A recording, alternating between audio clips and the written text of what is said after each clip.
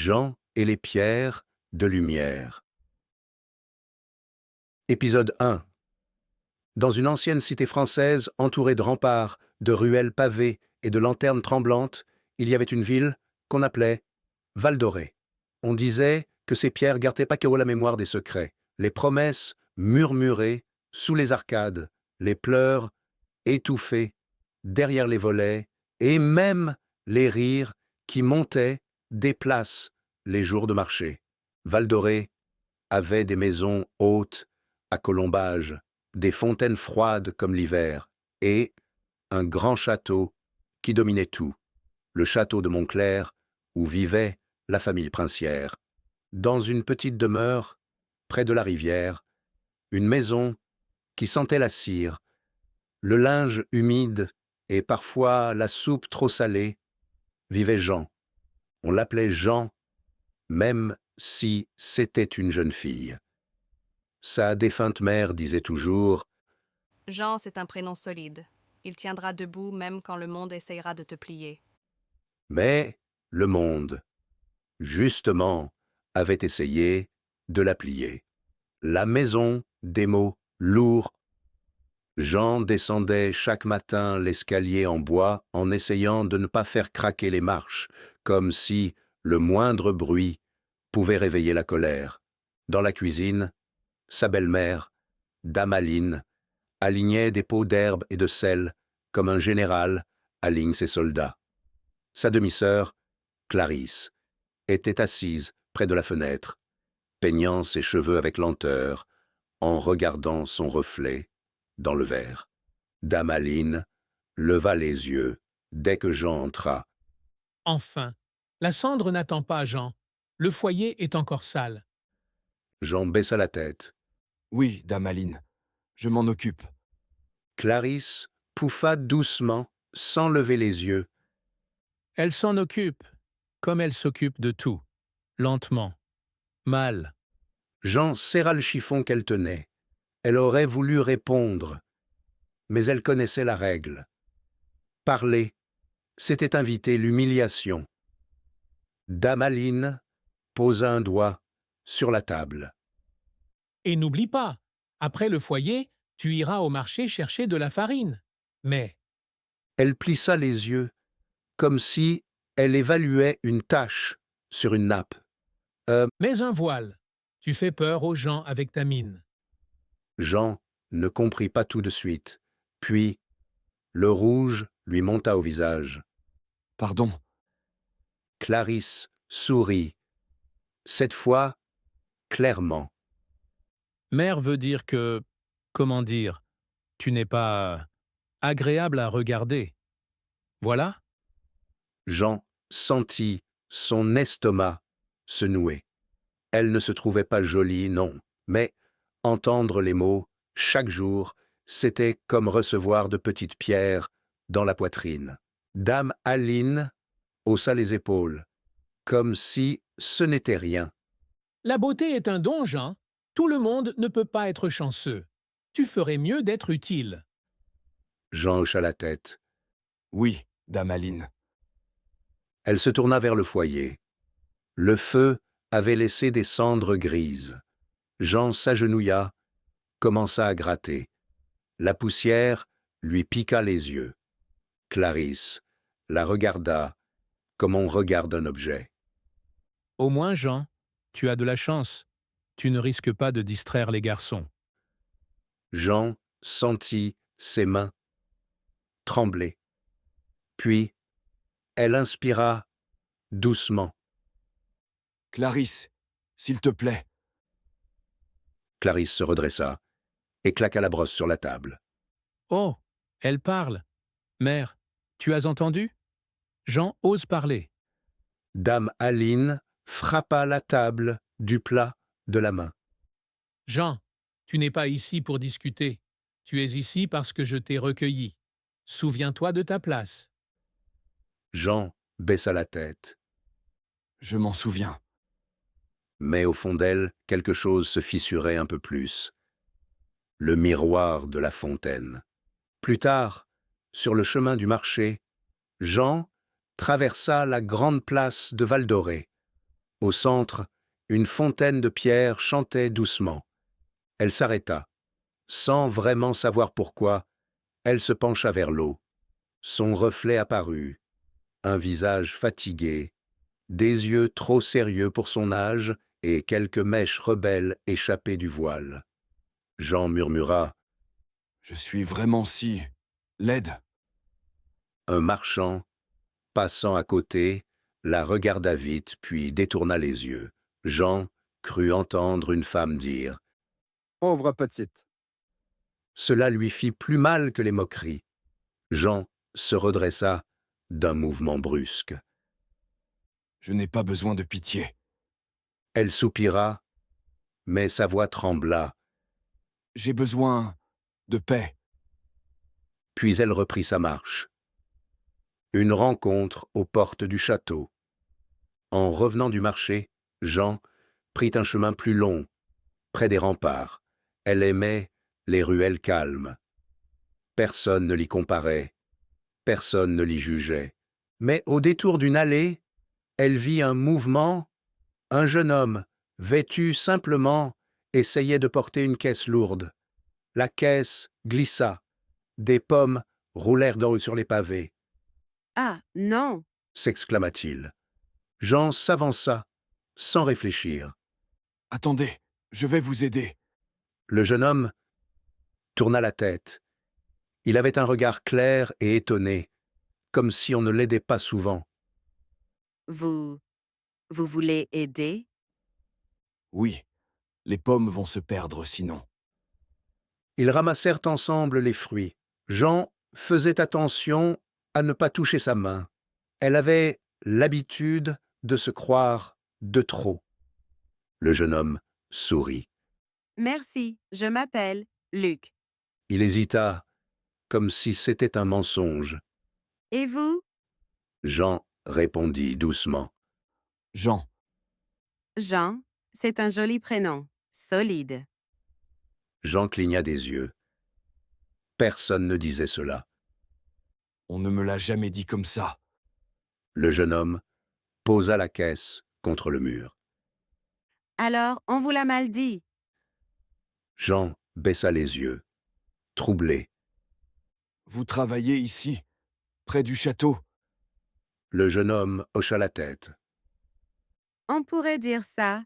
J'aide à porter des choses. Il regarda ses mains. Et vous? Vous avez l'air fatigué. Jean eut un petit rire sans joie.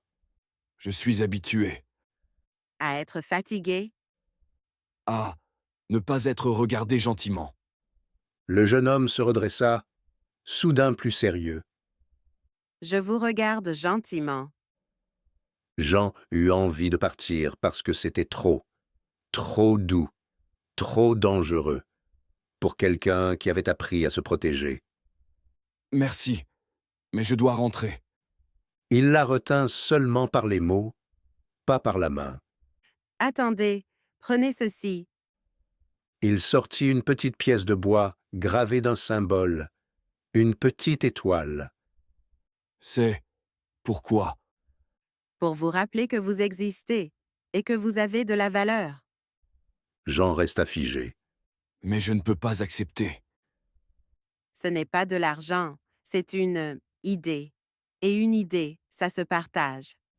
Jean prit l'étoile et la serra dans sa paume. Merci, Luc. Il sourit.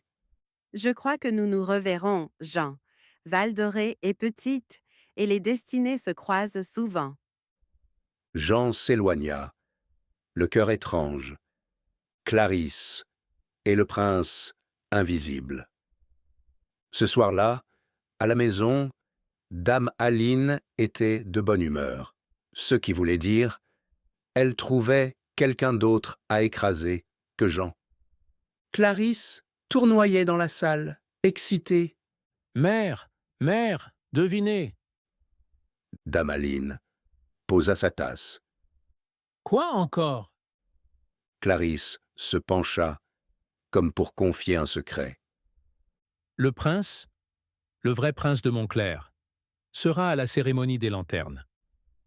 Jean, qui rangeait des assiettes, s'arrêta net. La cérémonie des lanternes était un grand événement. Le peuple offrait des lumières au château, et le château offrait du pain et des chants au peuple.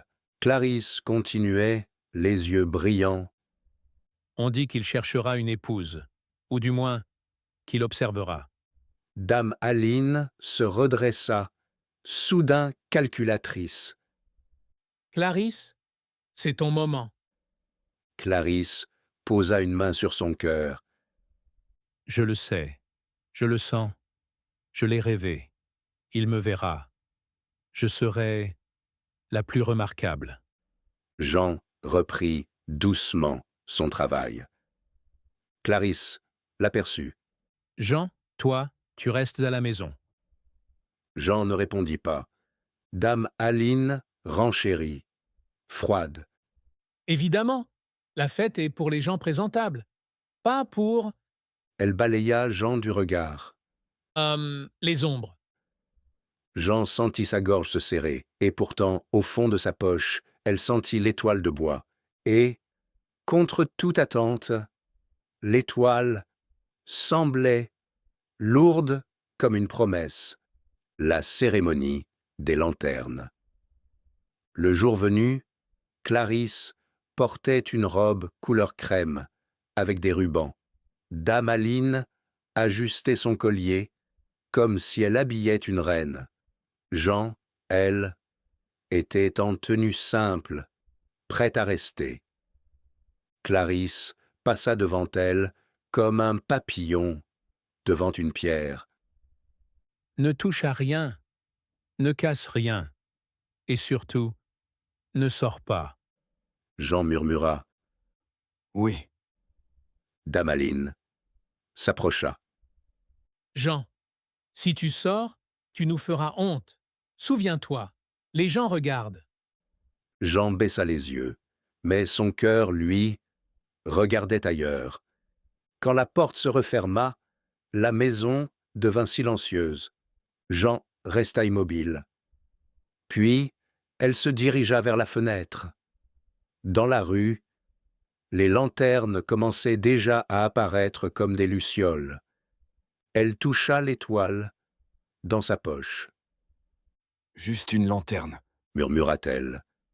Juste pour voir la lumière. Elle prit une vieille cape et sortit discrètement. Dans les rues, les familles riaient, les enfants couraient, les musiciens jouaient. Jean se sentait étrangère parmi eux, mais pas complètement perdue. Au loin, elle aperçut le château, des gardes, des drapeaux, des nobles, et au centre, un jeune homme qui avançait entouré de conseillers. Jean ne vit pas bien son visage, mais quelque chose dans sa posture lui rappela. Luc, Elle secoua la tête. non, impossible. Elle se fraya un passage, mais elle entendit soudain une voix derrière elle. Jean, Elle se retourna. Clarisse était là, avec Dame Aline. Leurs yeux lançaient des éclairs. oh, qu'est-ce que tu fais ici? Siffla Dame Aline. Tu veux nous détruire? Clarisse attrapa le bras de Jean. Tu fais exprès. Tu veux qu'il te voie, c'est ça? Tu veux voler ma chance. Jean tenta de se dégager. Clarisse, tu me fais mal. Je ne suis venu que... Que quoi? Faire pitié? Cracha Clarisse. Des gens se retournèrent. Jean sentit la honte comme une vague. Dame Aline se pencha, basse et dangereuse. Rentre, maintenant. Jean eut envie d'obéir. Comme toujours. Mais à cet instant, une voix claire s'éleva devant elle. Lâchez-la! Dame Aline se figea. Clarisse lâcha le bras de Jean, mais plus par surprise que par bonté. Le jeune homme qui venait de parler avançait. Il portait une tenue noble, simple mais raffinée. Son regard balayait la scène, calme et ferme. Et Jean le reconnut. Elle sentit Le monde tournait. C'était Luc. Sauf que maintenant, il n'était pas Luc. Il était le prince Adrien de Montclair. Clarisse porta une main à sa bouche. Mon prince, Damaline s'inclina trop vite, trop profondément. Votre Altesse, pardonnez, c'est un malentendu. Le prince Adrien regarda Jean, pas comme on regarde une ombre, comme on regarde une personne. Jean, vous allez bien? Jean ne sut que répondre. Ses lèvres tremblaient. Je ne voulais pas. Clarisse s'avança, changeant instantanément de voix, douce comme du miel. mon prince, je suis Clarisse. Adrien leva la main, sans violence, mais avec autorité. Je ne vous ai pas adressé la parole. Clarisse se figea, humiliée. Damaline tenta de sourire. Votre Altesse, Jean est... Adrien termina la phrase à sa place. Jean est une jeune femme respectable. Et je vous avertis, je ne tolère pas qu'on l'humilie en public. La foule murmura. Jean eut l'impression d'être au milieu d'un rêve. Un rêve dangereux. Adrien s'approcha encore. Jean, j'ai une demande. Venez marcher un instant avec moi. Jean regarda Damaline, puis Clarisse. Elle voyait dans leurs yeux la rage, la peur et une question terrible. Pourquoi elle? Jean répondit d'une voix faible. Je ne suis pas à ma place. Adrien pencha légèrement la tête. Votre place, Jean, n'a jamais été décidée par ceux qui vous rabaissent. Il lui tendit la main avec un respect ancien. Jean hésita. Puis, elle posa sa main dans la sienne. Clarisse souffla, presque sans voix. Non, non, ce n'est pas possible. Damaline, elle, serrait ses dents. Jean, tu vas le regretter. Jean ne répondit pas. Elle suivit Adrien sous les lanternes. La proposition, inattendue. Ils marchèrent jusqu'à un couloir de pierre, à l'écart, où l'on entendait moins la foule. La lumière des lanternes faisait danser des reflets dorés sur les murs. Adrien prit la parole le premier. Je suis désolée de vous avoir menti. Je me fais appeler Luc quand je sors. Je voulais entendre les gens, sans qu'ils me flattent. Jean baissa les yeux. Je comprends, Votre Altesse. Adrien eut un petit sourire. Ne m'appelez pas comme ça quand nous sommes seuls. Je redeviens Luc, si vous voulez. Jean osa lever les yeux. Je ne sais plus comment vous appeler. Appelez-moi Adrien. Jean murmura. Adrien. Ce prénom sonnait comme une porte qui s'ouvre. Adrien devint sérieux. Jean, j'ai observé votre famille. Je sais que vous souffrez. Je le vois. Jean sentit une douleur remonter. Personne ne le voit. Moi, je le vois. Il prit une inspiration. Et j'ai un problème, qui demande une solution rapide. Jean fronça les sourcils. Quel problème? Adrien parla bas, comme s'il confessait une faiblesse. Le conseil du château veut que je me marie. Pour une alliance, pour une image, pour une stabilité politique. Jean recula d'un pas, stupéfaite. Et Clarisse, elle vous aime? Adrien soupira. Clarisse aime l'idée du prince. Pas moi, et votre belle-mère. Il hésita. Elle a des ambitions, trop d'ambitions. Jean sentit le froid. Vous me dites cela. Pourquoi? Adrien la regarda droit dans les yeux. Parce que j'ai une proposition. Et elle est étrange. Jean avala sa salive. Dites. Adrien parla clairement, sans détour. Épousez-moi. Jean resta figé. Quoi? Adrien leva aussitôt les deux mains comme pour calmer un incendie. Attendez, pas comme vous imaginez. Jean sentit son cœur battre trop fort. Alors comment? Adrien prit un ton ferme, honnête. Un mariage? De contrat? Un accord? Vous m'aidez à refuser les alliances imposées et je vous aide à sortir de votre situation. Vous serez protégé, respecté et libre de vous reconstruire. Jean trembla. Mais pourquoi moi? Adrien répondit sans hésiter. Parce que vous m'avez aidé sans savoir qui j'étais. Parce que vous avez ramassé mes pommes comme si j'étais un humain, pas un titre. Et parce que Il s'arrêta, cherchant ses mots. je crois que vous méritez une chance de vous voir autrement. Jean se mit à rire, un rire court et blessé. Moi? Une chance? Adrien, on m'a dit toute ma vie que je ne valais rien, que je suis une honte, que je suis laide.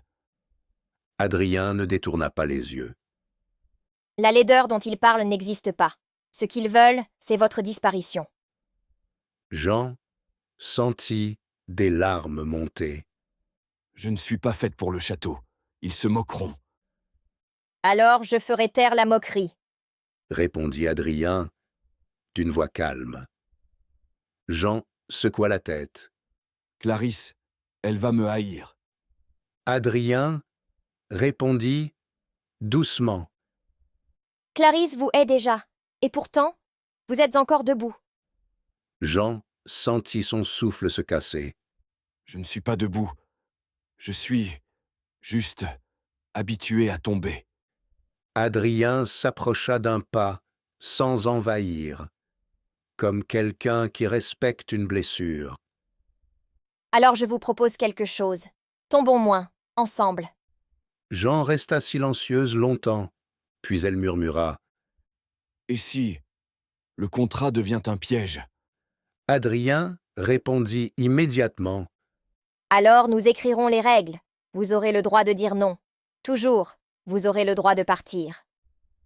Jean ouvrit la main. L'étoile de bois était là.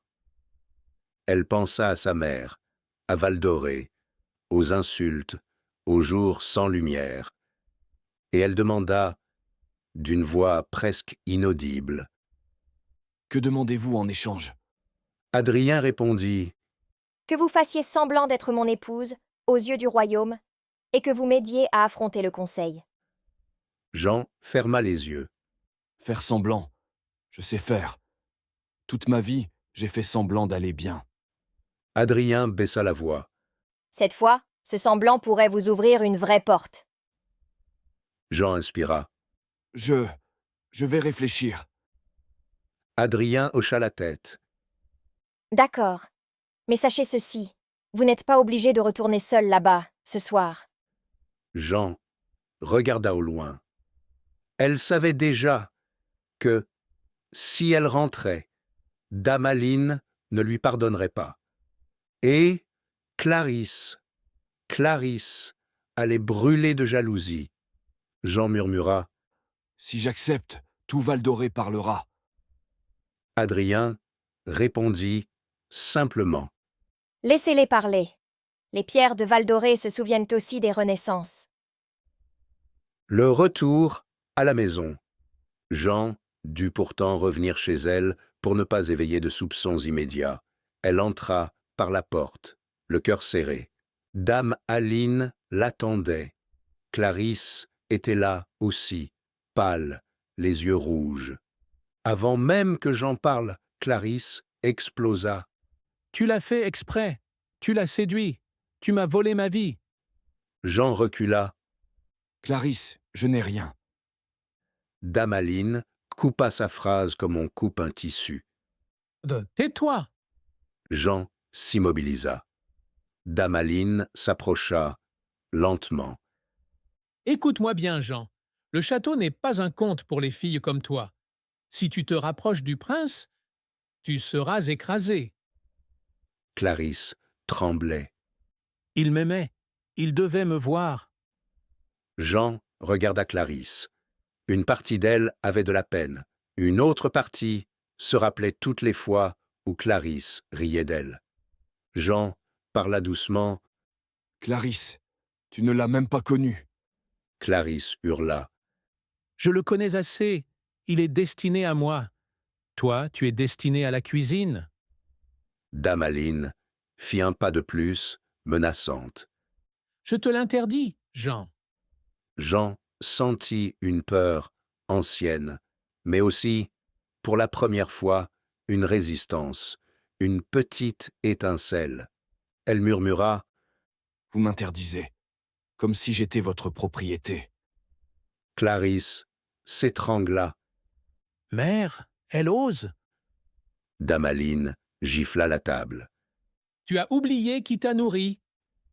Jean répondit, d'une voix tremblante mais claire. Vous m'avez nourri pour que je vous serve, pas pour que je vive. Un silence tomba, lourd, comme une porte fermée. Dame Aline sourit, un sourire sans chaleur. Très bien. Alors tu vas apprendre ce que coûte l'insolence. Jean monta dans sa chambre, le cœur battant. Elle ferma la porte, s'assit sur le lit. Et là, dans le silence, elle murmura à l'étoile de bois. Maman, qu'est-ce que je dois faire? La lettre sous la porte. Dans la nuit, Jean entendit un bruit léger. Quelque chose glissa sous sa porte. Elle se leva, ouvrit. Une petite enveloppe scellée d'un symbole. Une étoile. Jean ouvrit avec des doigts tremblants. Il y avait quelques lignes écrites proprement. Jean. Si vous choisissez la lumière, je serai à la vieille porte des remparts avant l'aube. Vous n'avez pas besoin de permission pour exister. Adrien. Jean relut la phrase. Vous n'avez pas besoin de permission pour exister. Elle porta sa main à sa bouche pour retenir un sanglot. Dans la maison, tout dormait. Mais Jean, elle, venait de se réveiller.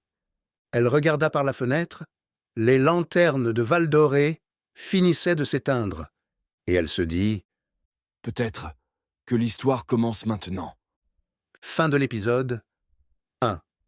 À suivre. Cliffhanger. Jean va-t-elle fuir à l'aube? Va-t-elle accepter le mariage de contrat? Et que fera Dame Aline pour l'en empêcher? Surtout quand tout Val-d'Orée commencera à murmurer.